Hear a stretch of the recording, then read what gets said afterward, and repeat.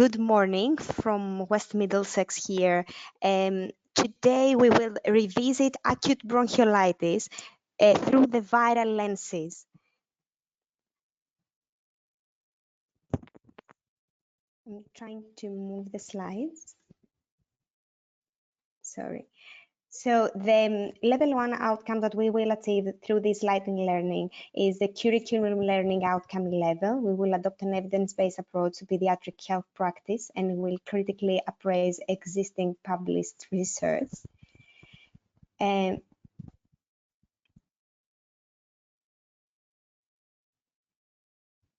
sorry, the slides are moving quite slowly.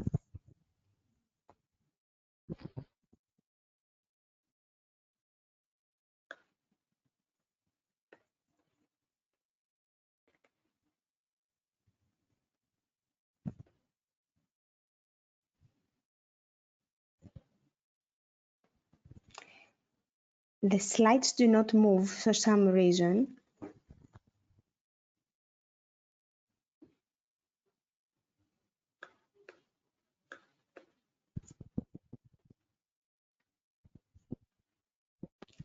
Okay. So I don't know if you can see here now. So starting with acute bronchiolitis through the viral agent lenses. Acute bronchiolitis is one of the most common respiratory viral infections in infancy. And depending on the definitions, the prevalence of bronchiolitis comes up to 32% in the first year of life and up to 17% in the second year of life. If we are at the emergency department and we have a child with bronchiolitis, if we have a child with symptoms suggestive of bronchiolitis, the upper age limit for diagnosing our patient with acute bronchiolitis would differ in European countries and in the US. In European countries, 12 months old is usually the upper limit, and in the UK, while in the US, it's 2 years old, including the first episode of acute wheeze in the definition. So the main clinical findings in acute bronchiolitis in the UK, we consider coryzal prodromal symptoms that last up to 1 to 3 days, followed by persistent cough and tachypnea or chest recession or both, and either wheeze or crackles on chest auscultation or both, and often fever and difficulty in feeding. In the US definition, the difference is that the fever is not one of the criteria.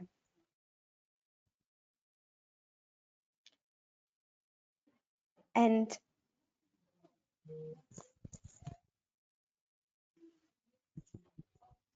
moving to the next slide, I'm sorry, it's moving quite slowly.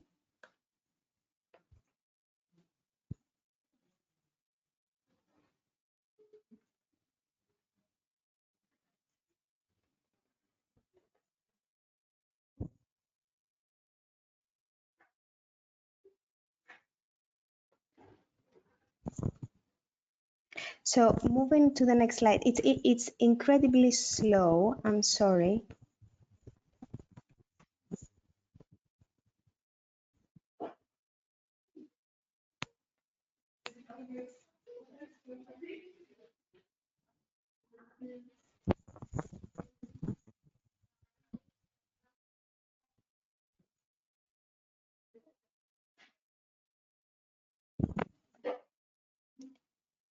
I'm trying to solve it. I don't know, but it looks like it has been frozen, the whole page.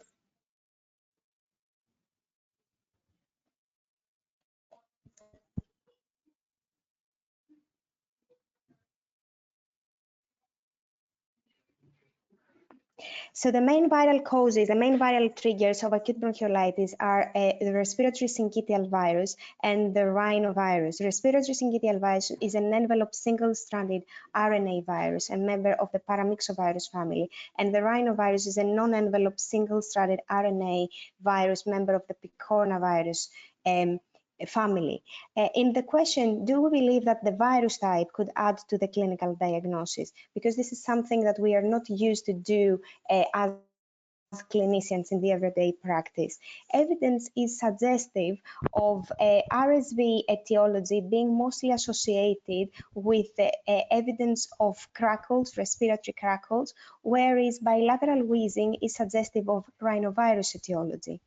Most often, RSV infection has been associated to more severe non-wheezy bronchiolitis and with the need for possible intensive care admission and increased duration of stay at the hospital. This dogma regarding the severity has been challenged, though, during the last years, with new cohorts showing that rhinovirus can be associated with increased clinical severity as well.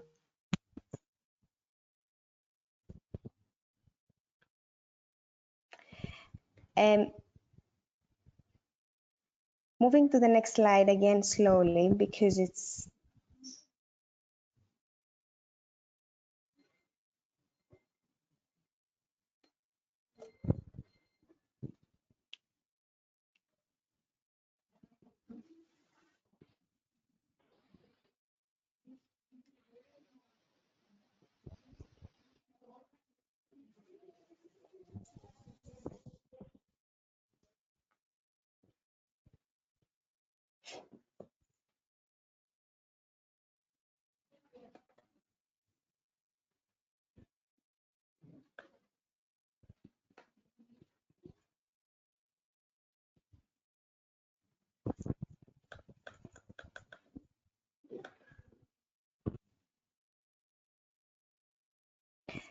when we see in the figure and we try to revisit the the signs of bronchiolitis through the viral lenses, we can see here an infant above the age of 6 months old presenting with a wet cough being likely associated with RSV etiology, while the dry cough is likely associated with rhinovirus etiology.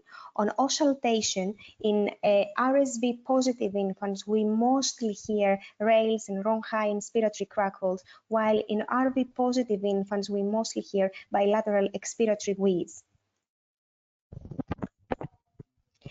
And could we predict the virus type from the virus type, the age of the bronchiolitis presentation? Bronchiolitis cohort study in Finland showed that RSV frequency is quite higher in age group less than 6 months old, while rhinovirus frequency is higher in an age group of infant above 6 months old. The same is for human bocavirus as rhinovirus. So because we are saying that acute bronchiolitis is a syndrome rather than a single clinical condition, how many phenotypes of acute bronchiolitis have been described? Several is the answer. But if we try to see how many acute bronchiolitis phenotypes based on the viral that is detected and the clinical symptomatology, one Boston cohort study has described 4 phenotypes of acute bronchiolitis based on respiratory virus, etiology, and clinical presentation. The first phenotype has been associated with a rhinovirus detection with history of wheezing at presentation, history of eczema, and older age of the patient above 6 months old. A second phenotype has been described being predominantly in RSV positive infants presenting with crackles but no history of wheezing or eczema. The third phenotype has been described in RSV positive infants who are severely ill with longer hospital stay and higher probability for intensive care admission. And the last phenotype is the mild with the least severe illness that includes non-wheezing children where any virus can be associated but less likely RSV. So RSV has been mostly associated with severe presentation of acute bronchiolitis, increased risk for admission to pediatric intensive care unit. Can respiratory viruses modulate our airway microbiome? And this is something we need to consider when we are thinking about the potential role of antibiotics in the management of acute bronchiolitis.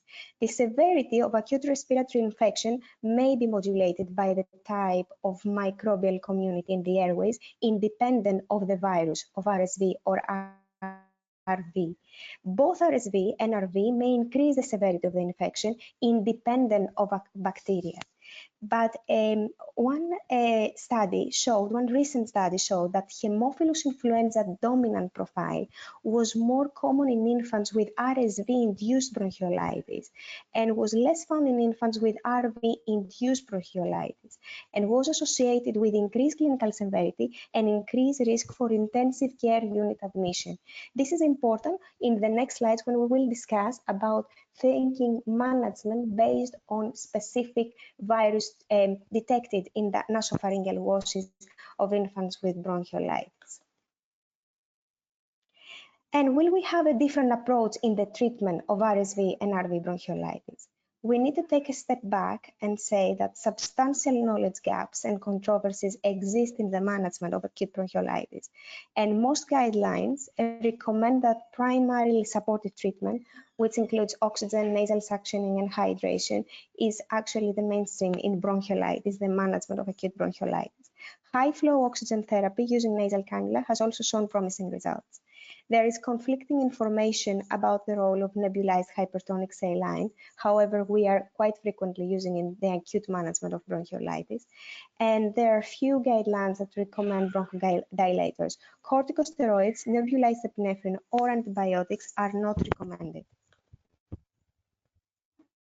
The majority of the trials, though, have not been based on virus-specific data with the aim to focus on more personalized management plans. And the question is, for us who are clinicians, is there a possibility for an RSV or an RV specific treatment? Because then it would make sense that we would use the respiratory virus testing in our everyday management. For RSV treatment, we would use this term basically for the prophylaxis, because immunoprophylaxis with palivizumab has been shown to decrease the risk of hospitalization due to severe RSV illness in preterm infants, those with chronic lung disease, and those who have hemodynamically significant congenital heart disease. It has also been shown that it can effectively reduce the recurrent wheeze episodes incidence following hospitalization with RSV-induced bronchiolitis during the first year of life, but it has not been associated with reduction of asthma long-term. Ribavirin, there is no convincing data supporting ribavirin treatment for severe RSV infection, but there are several new treatments in trial for RSV infants with bronchiolitis. Approximately 28 RSV vaccines. One study has just been published at the New England Journal of Medicine, with RSV vaccine being administered in pregnant women at the end of their pregnancy between 28 weeks and 36 weeks of gestation. 36 weeks of pregnancy, and in those women who were about to deliver when the RSV epidemic might start. And the effect on the incidence of RSV, severe RSV illness during the first 100 of life was quite significant. Also, there are new molecules such as the nirsevimab, which is recently published as well, that have been identified for the treatment of RSV infection and have been associated with a reduced risk for PICU admission for infants with RSV bronchiolitis. Is there rhinovirus-specific treatment? Antivirals are not recommended in view of adverse effects and drug resistance for the moment. But interestingly, there are 4 trials, 2 of them performed in Finland, the VINC-1 and VINC-2 trials, and another 2 in the US, using prednisolone to manage the first episode of wheezy bronchitis, as it is supposed, of the first episode of RV-induced bronchiolitis. And these have shown that the use of prednisolone can be associated with physician-confirmed reduced time of physician-confirmed relapse of wheeze within the following year by 20 to 30%, and also can delay the initiation of asthma control medication within 5 years of follow-up. And why do we really care, as we said, about wheeze and asthma? Because hospitalized bronchiolitis has been associated significantly within the development of post-bronchiolitis wheeze episodes and the development of later on school-age asthma. And the risk factors for the development of asthma post bronchiolitis admission are described as the virus type, the severity of the bronchiolitis illness, the treatment that have been used, with corticosteroids in the first episode of rhinovirus-induced bronchiolitis having an immunomodulatory role, with environmental exposure to allergens, tobacco smoke, and pollution, diet, microbiome, different genetics, and pre-existing airway conditions, airway barrier effects, and remodeling of the airways. The virus link that is connecting bronchiolitis to asthma development has been actually in the hotspot of research studies over the last 50 years. And RSV-induced bronchiolitis during early life is modestly associated with recurrent wheeze and with doctor-diagnosed non-atopic asthma at school age, whilst rhinovirus-induced bronchiolitis during early life is strongly associated with recurrent wheeze and doctor-diagnosed atopic asthma at school age. This is another thing we need to keep in mind when we will try to consider whether respiratory virus testing can be used in the future to guide potential follow-up of these patients. That is not actually happening now. And schematically, we can see that respiratory CGD values, from what we said, can increase the risk of recurrent wheezing and mildly increase the risk of asthma, can be associated with severe lower airway illness, and there are monoclonal antibodies that are available for high-risk infants, whilst rhinovirus has been associated with asthma-like airway inflammation, is a marker of atopy, and has been associated with severe wheezing development in genetically susceptible children. And response to oral corticosteroids in children with the first episode of rhinovirus-induced bronchiolitis has been associated with reduced incidence of wheeze and asthma later on, whilst highly increased risk of asthma is mostly in atopic individual. It's interesting, though, that we know not many things about which is the role of other than rhinovirus and RSV viruses, as it has been described from recent epidemiological cohorts, RSV and RV double infection has been also associated with increased clinical severity, but also with a higher risk for wheeze relapses later on in life. And this is an area that needs to be further investigated in the future. And the take-home message from today's light learning: RSV-induced bronchiolitis is characterized by young age, less than 6 months old, clinically by crackles and wet cough, whilst RV-induced bronchiolitis is associated with atopic predisposition and high risk of atopic asthma, which may be reversed with systemic corticosteroids in patients with the first severe episode. And the first episode of hospitalized bronchiolitis appears to be a critical event and an important opportunity for designing secondary prevention strategies for asthma. So this is our lightning learning from today, approaching acute bronchiolitis through the respiratory virus lenses. Any questions?